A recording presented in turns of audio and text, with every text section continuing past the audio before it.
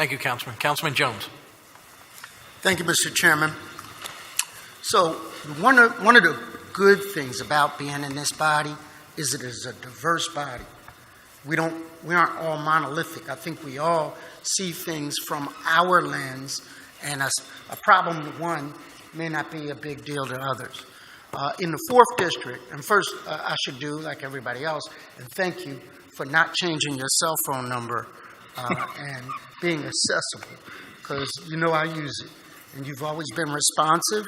Your staff is responsive. When we have emergencies, you're right on the spot, and we appreciate that. A couple of observations. I've had a tour with the captain of the 19th, and we went up some of our commercial corridors, and I was with State Representative Morgan Cephas, and we talked about certain business establishments that if they aren't a problem, problems seem to find them. Whether criminal activities on the location, whether there are robberies and deaths within 100 feet of the location, and it always seems to be in those spots. And you might say, did the business cause the problem, or is the problem just in the area? I don't know, but we need to take a look at joint task force. So what I seem to find is that LCB comes in and they'll look at a particular problem where they're looking for Jersey bottles, and they may come in for that reason, and their eyes aren't trained to the L&I violations right in front of their face, or the health department violations right in front of their face, and so they ignore them. What we have to do if we're going to be effective to create good neighbors and good businesses is to create a joint task force similar to what we did with demolition, similar to what we do with criminal justice, where everybody's in the same room, speaking a common language. And we're not pointing the finger saying, well, that's the state and this is the city, that's this department, that department.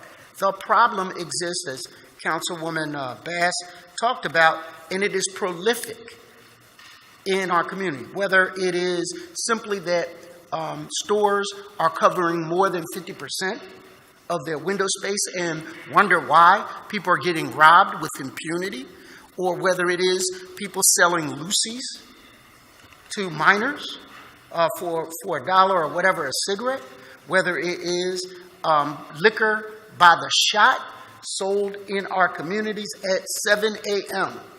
at 60th and Market. 7 a.m. folks are lining up to anesthetize themselves with liquor. So the person walking to the bus stop at 60 has to look at this, has to deal with this. The person that would love to go into that takeout restaurant is afraid because sometimes the visibility isn't there, and you have some young thundercats in the walkway looking and lurking.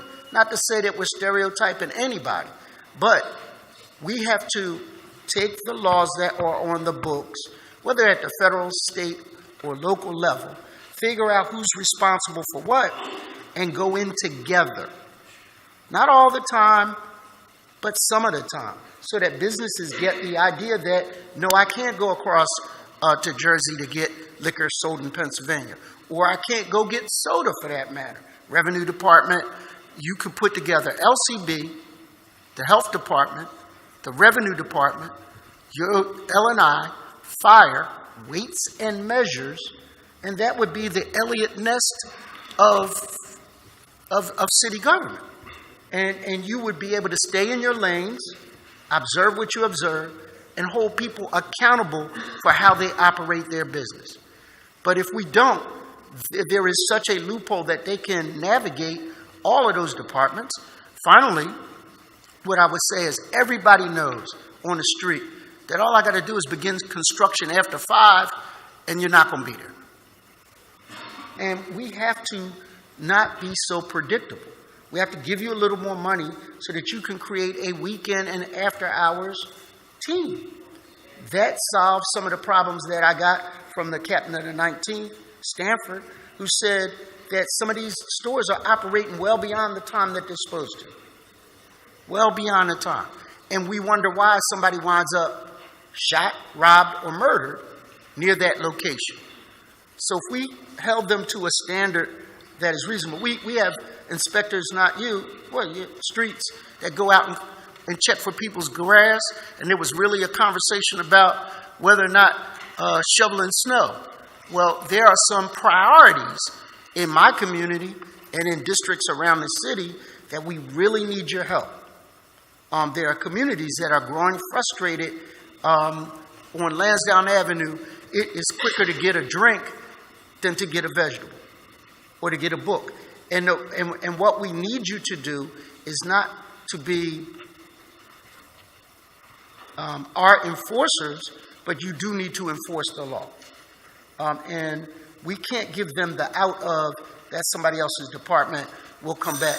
Because what they do is they skirt the law, they provide inferior service to our constituents. And we need that joint task force, we need weekend hours, and we need cross-training among departments. So a fire inspector should be able to write a ticket for L&I problems that may cause a fire. And we have to be smarter, and we have to work better together and chop down some of these silos where we can legally. Thank you, Mr. President. And I want, for the record, when the bell rings for me, I stop. Thank you, Councilman. This year. Adherence to the regs is always a great thing, but and I really appreciate the fact that I appreciate it, sir. You're setting a great example for our colleagues.